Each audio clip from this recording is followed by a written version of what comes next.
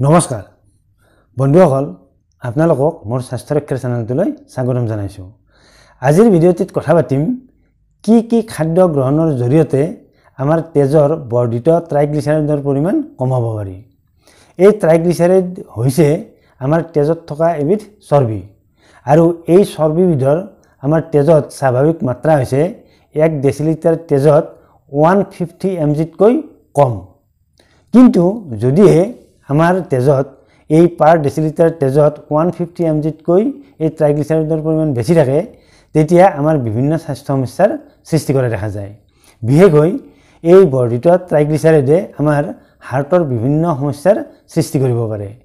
তাৰ ভিতৰত আমাৰ হাৰ্টৰ ষ্ট্ৰোক কৰিব পাৰে বা বিভিন্ন ধৰণৰ কাৰ্ডিওভাস্কুলাৰ ডিজিজবোৰৰ সৃষ্টি কৰিব পাৰে। লগতে আমাৰ ব্ৰেইন ষ্ট্ৰোক কৰিব পাৰে। গতিকে আমি যদি আমাৰ তেজত এই ট্ৰাইগ্লিচাৰাইডৰ মাত্ৰা স্বাভাৱিক পৰিমাণতকৈ বেছি হৈ যায় তেতিয়া আমি নিশ্চয়কৈ এই ট্ৰাইগ্লিচাৰাইডৰ পৰিমাণ আমি কমৰ চেষ্টা কৰিব লাগে। আমি তেতিয়া নিশ্চিতভাৱে এজন চিকিৎসকৰ কাষ চাপিব লাগে আৰু চিকিৎসা গ্ৰহণ কৰিব লাগে। কিন্তু আমি যদি কিছুমান খাদ্য গ্ৰহণ কৰোঁ তেতিয়াও আমি এই ট্ৰাইগ্লিচাৰাইডৰ পৰিমাণ কমাব পাৰি আৰু এই কথাটো চিকিৎসা বিজ্ঞানীসকলে বিভিন্ন পৰীক্ষা নিৰীক্ষাৰ জৰিয়তে প্ৰমাণ কৰিছে। এতিয়া কথাটো হৈছে এই ট্ৰাইগ্লিচাৰাইডৰ পৰিমাণ আমাৰ তেজত কিয় বৃদ্ধি হয়। আচলতে চিকিৎসা বিজ্ঞানীসকলে তেজত ট্ৰাইগ্লিচাৰাইডৰ পৰিমাণ বৃদ্ধি পোৱাৰ কাৰণ হিচাপে কৈছে যে 1 নম্বৰ কাৰণটো হৈছে জেনেটিক কাৰণ, অৰ্থাৎ জিনগত কাৰণতো তেজত এই ট্ৰাইগ্লিচাৰাইডৰ পৰিমাণ বৃদ্ধি পাব পাৰে কোনো লোকৰ।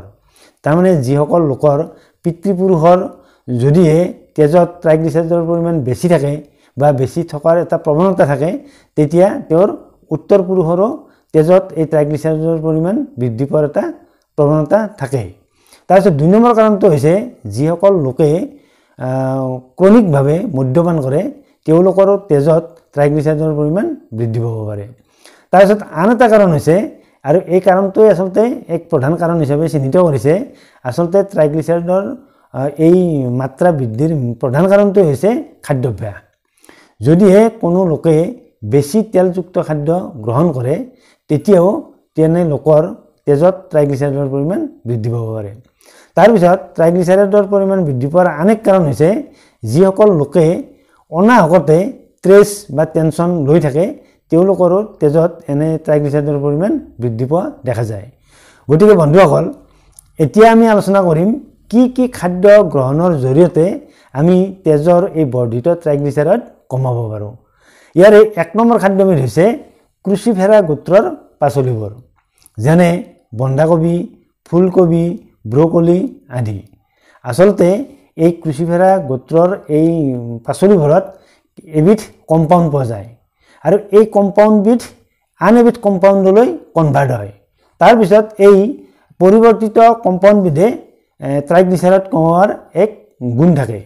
গতিকে আমি যদি যিসকল মানুহৰ তেজত এই ট্ৰাইগ্লিচাৰাইডৰ পৰিমাণ বৃদ্ধিৰ এটা প্ৰৱণতা থাকে বা বৃদ্ধি পাই আছে তেওঁলোকে যদি এই পাচলিবোৰ নিয়মিতভাৱে খায় তেতিয়া তেওঁলোকৰ তেজত নিশ্চয়কৈ এই বৰ্ধিত ট্ৰাইগ্লিচাৰাইডৰ পৰিমাণ কমি যাব।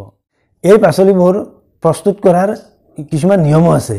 নিয়মবোৰ এনে ধৰণৰ যে আচলতে এই পাচলিবোৰ প্ৰস্তুত কৰাৰ অন্ততঃ 7 ঘণ্টাতে আগত কাটি থ'ব লাগে। তেতিয়া এই কম্পাউণ্ডটো এই পাচলিবোৰত নিজে নিজে প্ৰস্তুত হয় আৰু তাৰপিছত আনটো কম্পাউণ্ডলৈ কনভাৰ্ট হয়। তাৰপিছত সেই পৰিৱৰ্তিত কম্পাউণ্ডটোৱে ট্ৰাইগ্লিচাৰাইড কমাত সহায় কৰে। আৰু এই পাচলিবোৰ বেছিকৈ ভজা বা বেছি সময় ৰান্ধিব নালাগে। এই পাচলিবোৰ সাধাৰণতে খুব কম সময়ৰ বাবে ৰান্ধি খালে তেতিয়া এই পাচলিবোৰৰ গাত ট্ৰাইগ্লিচাৰাইড কমাব পৰা এই গুণবোৰ থাকি যায় আৰু আমাৰ ট্ৰাইগ্লিচাৰাইড কমি যায়। তেজৰ ট্ৰাইগ্লিচাৰাইড কমাব পৰা আন এবিধ খাদ্যবস্তু হৈছে মিলেট বা বজ্ৰা। মিলেট বা বজ্ৰাৰ ৰুটি যদি নিয়মিতভাৱে খোৱা হয় তেতিয়া তেজৰ এই বৰ্ধিত ট্ৰাইগ্লিচাৰাইড কমি যায়। মিলেট বা বজ্ৰাত কেইবাবিধো ভাল পুষ্টি উপাদান পোৱা যায়। ইয়াৰ ভিতৰত মেগনেছিয়াম, পটাছিয়াম, জিংক, প্ৰটিন আদি। আৰু এই উপাদানবোৰে আমাৰ বডি ৱেইট কমোৱাত যথেষ্ট সহায় কৰে।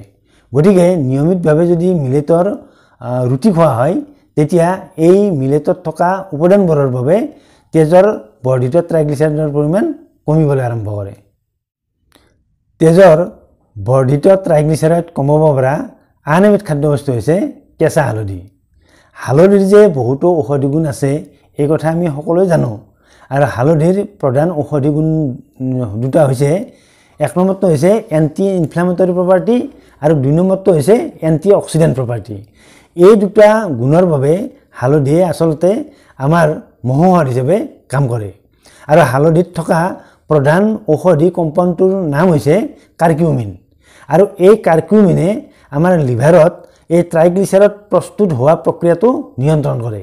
গতিকে আমি যদি নিয়মিতভাৱে কেঁচা হালধিৰ ৰস সেৱন কৰোঁ তেতিয়া কেঁচা হালধিত থকা এই কাৰ্কিউমিনে আমাৰ লিভাৰত এই ট্ৰাইগ্লিচাৰাইড প্ৰস্তুত হোৱা প্ৰক্ৰিয়াটো নিয়ন্ত্ৰণ কৰি নিশ্চিতভাৱে কমাই ৰাখে। গতিকে আমি ট্ৰাইগ্লিচাৰাইড বেছি হ'লে তেজত নিয়মিতভাৱে কেঁচা হালধিৰ ৰস খাব লাগে। সাধাৰণতে ৰাতিপুৱা কুহুমীয়া গৰম পানীৰ লগত এচামুচ মিহলি কৰি খাব লাগে, আৰু গধূলি সময়ত বা পিছবেলা সময়ত এগিলাচ কুহুমীয়া গৰম পানীৰ লগত এচামুচ কেঁচা হালধিৰ ৰস নিয়মিতভাৱে সেৱন কৰিব লাগে। তেজৰ ট্ৰাইগ্লিচাৰাইড কমাব পৰা আন এবিধ খাদ্যবস্তু মানে পনীয় হৈছে গ্ৰীণ টি। গ্ৰীণ টিত কেইবাবিধো শক্তিশালী এণ্টি অক্সিডেণ্ট পোৱা যায়। সেইবাবে যদিহে ট্ৰাইগ্লিচাৰাইড বাঢ়ি থকা অৱস্থাত নিয়মিতভাৱে গ্ৰীণ টি দিনে 2 কাপকৈ সেৱন কৰা হয় তেতিয়া তেজৰ এই বৰ্ধিত কলেষ্ট্ৰলৰ পৰিমাণ কমি যায়। তেজৰ ট্ৰাইগ্লিচাৰাইডৰ পৰিমাণ কমাব পৰা পঞ্চমবিধ খাদ্যবস্তু হৈছে তৈলাক্ত মাছ বা তেলি মাছ। এই তেলি মাছত সাধাৰণতে ওমেগা 3 ফেটি এচিড যথেষ্ট পৰিমাণে থাকে, আৰু এই ওমেগা 3 ফেটি এচিডে আমাৰ দেহত থকা লাইপ'প্ৰটিন লাইপেজ নামৰ এবিধ এনজাইমক এক্টিভেট কৰি তুলিব পাৰে, আৰু এই লাইপ'প্ৰটিন লাইপেজ নামৰ এনজাইমবিধে ট্ৰাইগ্লিচাৰাইড ব্ৰেকডাউন কৰিব পাৰে। সেইবাবে যদিহে তৈলাক্ত মাছ বা তেলি মাছ নিয়মিতভাৱে খোৱা হয় তেনেহ'লে এই তেলি মাছত থকা ওমেগা 3 ফেটি এচিডৰ বাবে আমাৰ তেজৰ এই বৰ্ধিত ট্ৰাইগ্লিচাৰাইডৰ পৰিমাণ কমি যায়। ট্ৰাইগ্লিচাৰাইড কমাব পৰা আন এবিধ খাদ্যবস্তু হৈছে নহৰু। নহৰুৰ যে ট্ৰাইগ্লিচাৰাইড কমাব পৰা গুণ আছে এই কথা ইতিমধ্যে প্ৰমাণিত হৈছে। নহৰুত আচলতে এলিচিন নামৰ এবিধ উপাদান থাকে, আৰু এই উপাদানবিধৰ বাবেহে আচলতে নহৰুৰ এই ট্ৰাইগ্লিচাৰাইড কমাব পৰা গুণটো আছে।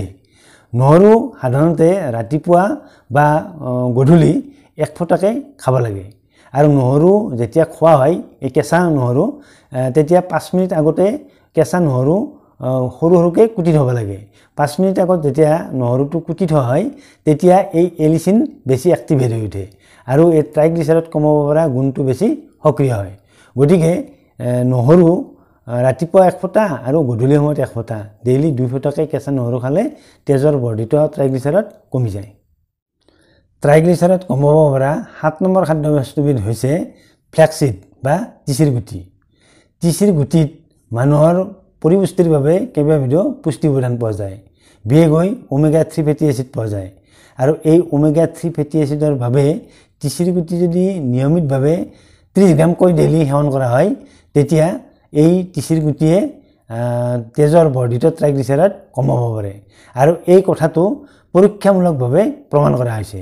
গতিকে যিসকল লোকৰ তেজত ট্ৰাইগ্লিচাৰাইডৰ পৰিমাণ বৃদ্ধি হৈ থাকে তেওঁলোকে ডেইলি 30 গ্ৰামকৈ তিচিৰ গুটি খাব লাগে, আৰু আচলতে এই তিচিৰ গুটি প্ৰথমতে আধা ভাজা কৰি ল'ব লাগে, আৰু আধা ভাজা তিচি গুটিবোৰ তাৰপিছত গুড়ি খুন্দি ল'ব লাগে, আৰু সেই গুড়ি খুন্দি লোৱাৰ পাছত ডেইলি 30 গ্ৰামকৈ খাব লাগে।